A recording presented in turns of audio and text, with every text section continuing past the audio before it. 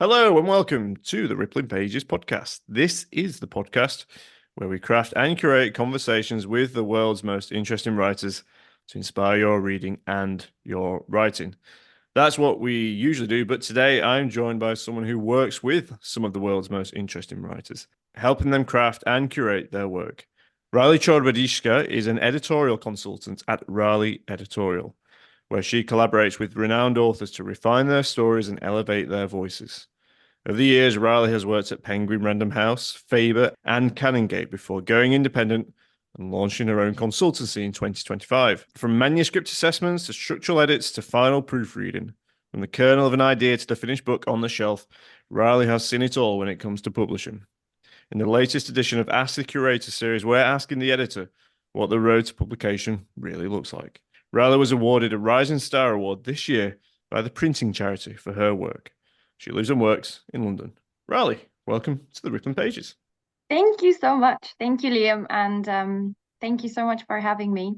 What a lovely introduction. I feel like you've covered it for me. I was ready to talk about myself, but I don't need to. Well, I guess you won't be used to talking about yourself, will you, in some form or other? Yeah, it depends. Yeah, I've had to write a bio a few times now, especially that I'm freelance. Um, yeah, creating the website. That Yeah. was a lot of thinking about how do I describe who I am and what I do in a way that's relatable. Yeah, I mean, I suspect you're. I think there's a lot of people who want to know what does an editor do. Let's get into it then. Let's get talking about your work. But before we do, remember to like, share, review, tell your friends about the show if you enjoyed today's episode or any other episode of the Rippling Pages. But let's just start with Rali, or well, we've started, but just tell me about what you do. What's your work look like? Mm, I would love to. So I work directly with authors and also with publishers of all sizes. And so the working day can look very different from one day to another. When it comes to working with writers directly, it really varies. At the moment, I'm finishing off a developmental edit for a manuscript for someone who's written a novel set in Scotland. It's really funny. Um, and I'm really enjoying that. I also had, for example, a one-to-one book coaching session this morning with someone else who's still they've got a first draft, but they're not ready to go through a developmental edit. So it really varies. I also run workshops. Those are usually focused on how to get published, how to self-edit before you can seek professional help from an editor. And I sometimes get to chair events. Well, you're covering all bases then, aren't you? And I guess so. You're dealing with writers that are really unpublished, no experience. Yeah, Yeah, and then yeah. writers that are obviously published and on a on the career path. Do you have a preference? What's it like to work with a different writer at different career Hmm. stages? I do have ideal clients in mind, but it doesn't necessarily have to do with the stage they're at. I think the stage dictates my preparation.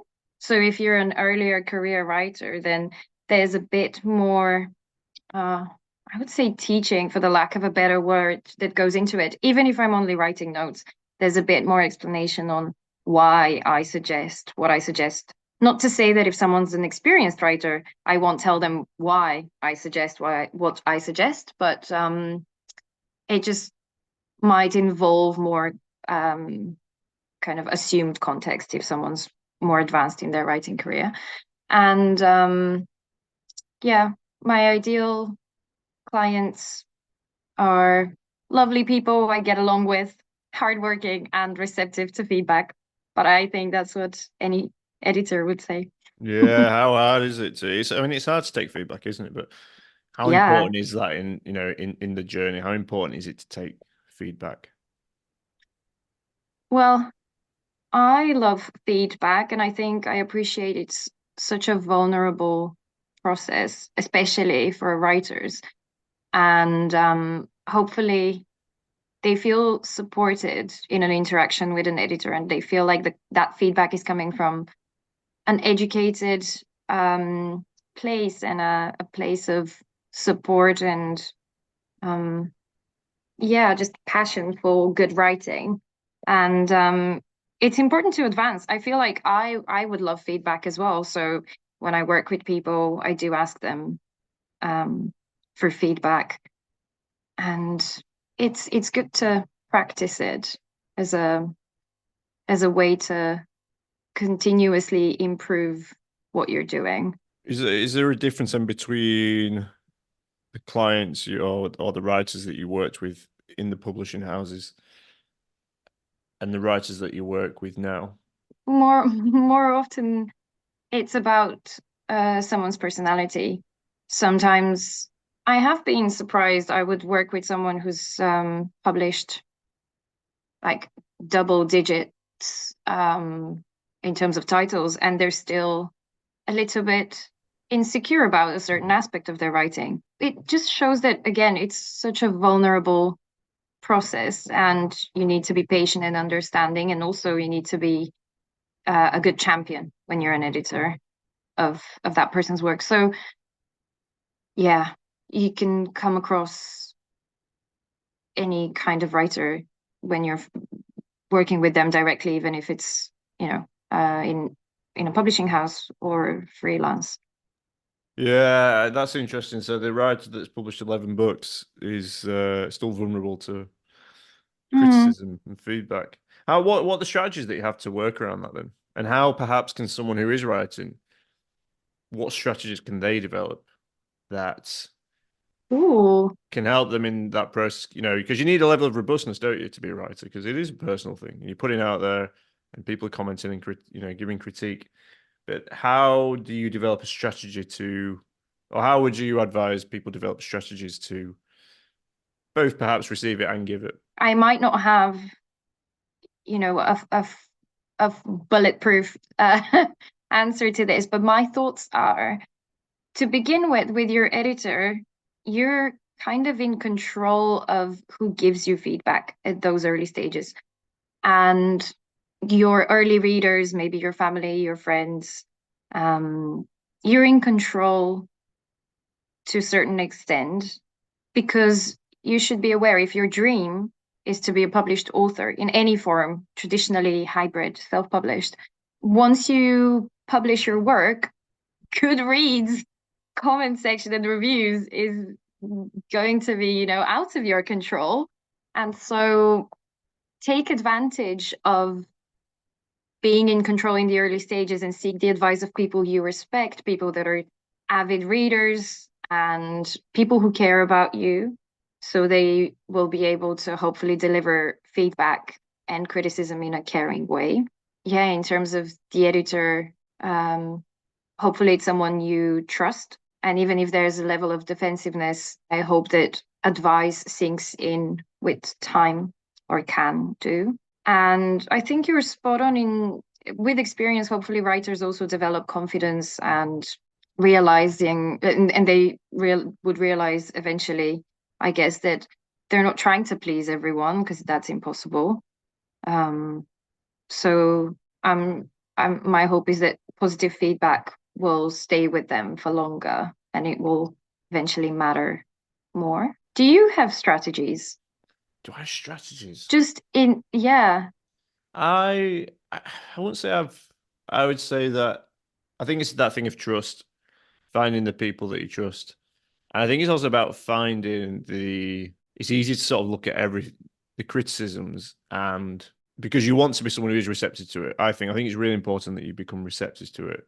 But I think also you Mm. do have to find the positive ones and where you are working well, and build on those. And I think that comes from a place of trust, doesn't it? Because you don't want to be. I think it's easy to sort of get a lot of criticism back and either reject it, which I don't think is the right approach, and then act on it all. And I think you've got to be selective. And I think that comes from Mm. confidence, knowing what the right one is for you and your work. And I mean, there's a famous story about V.S. Naipaul, who wouldn't change a semicolon if his editor suggested it. But then there's writers like Raymond Carver who, the Tom Mashler, wasn't it, who Yeah.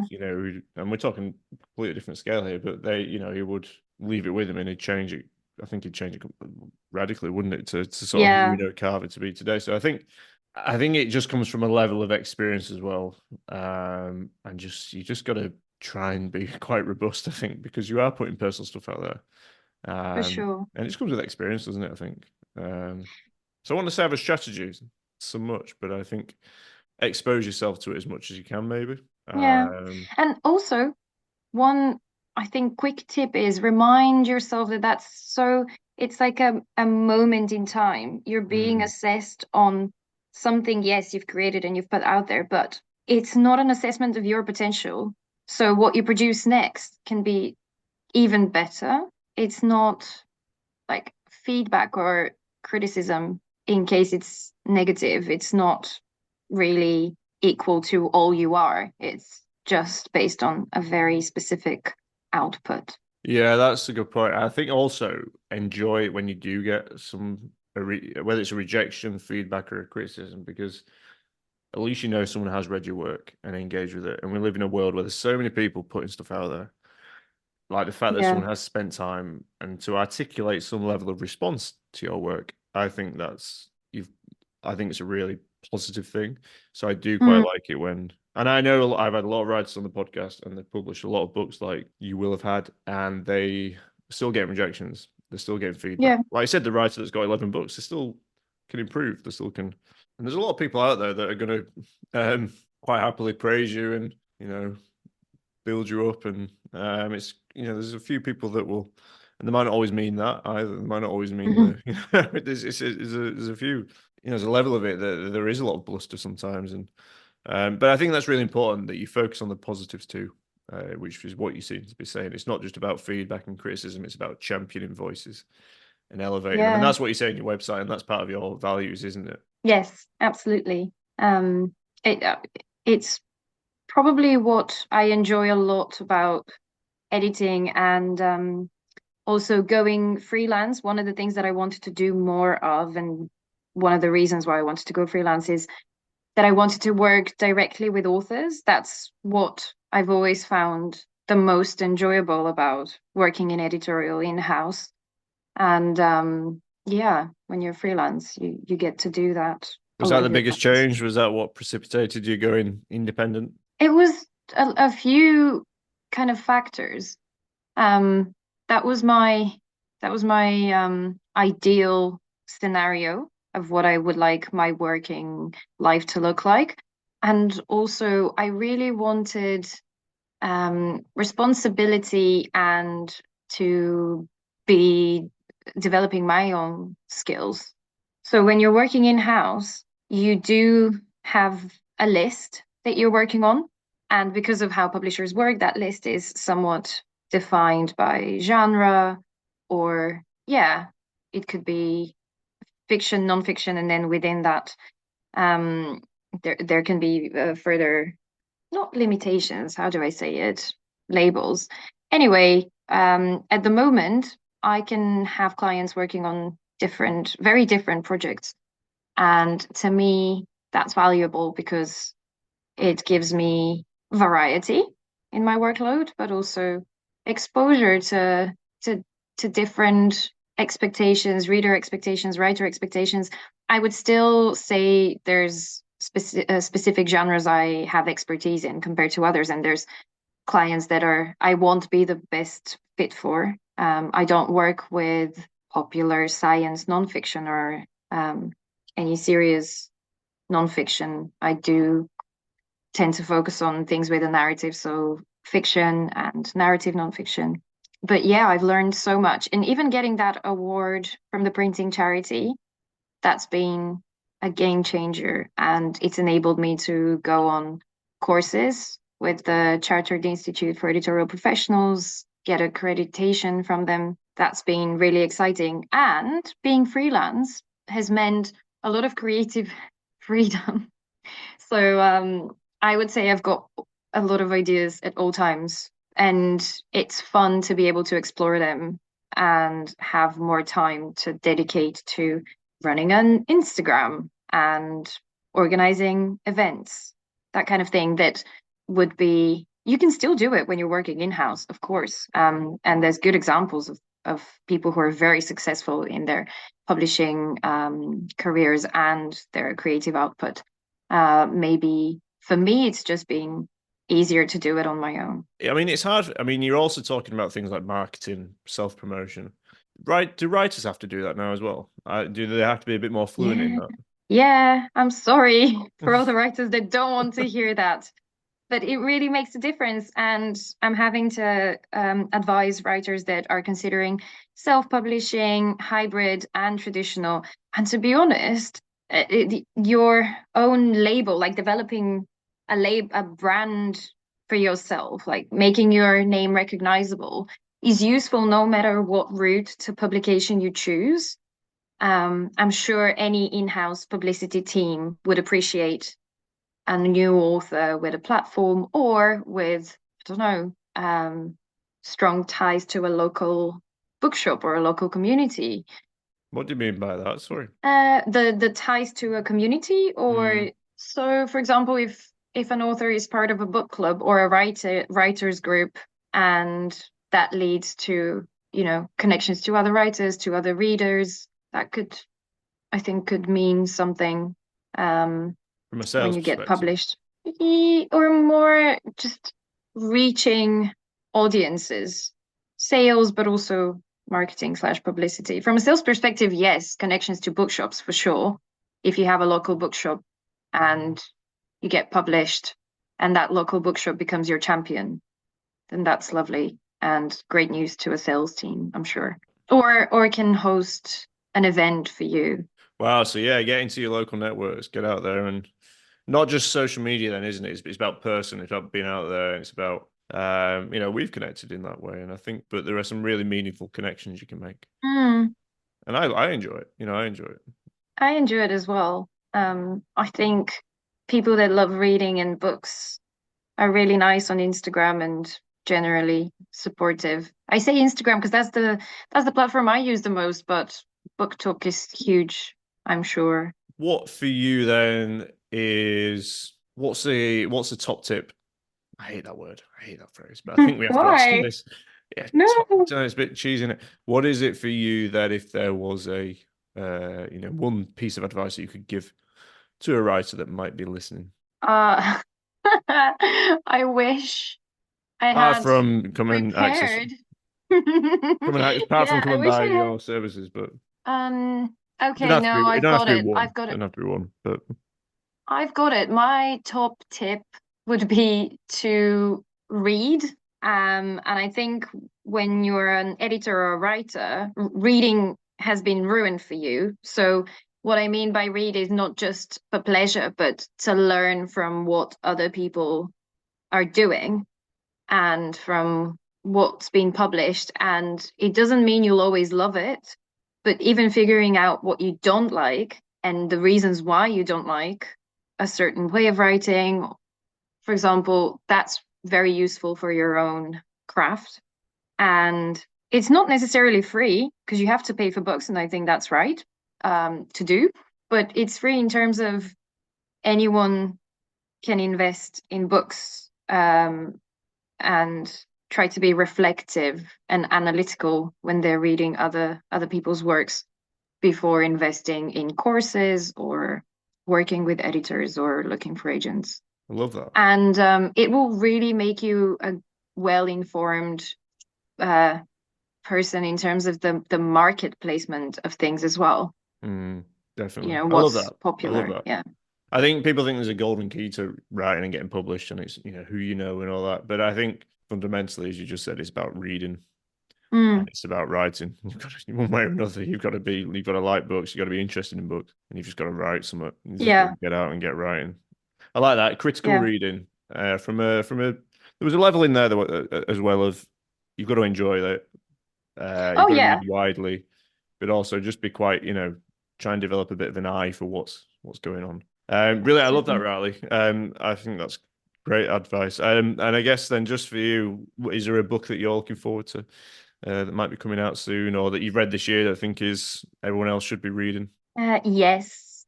So I mentioned one of the books I'm looking forward to, and it's Farah Ali's Telegraphy.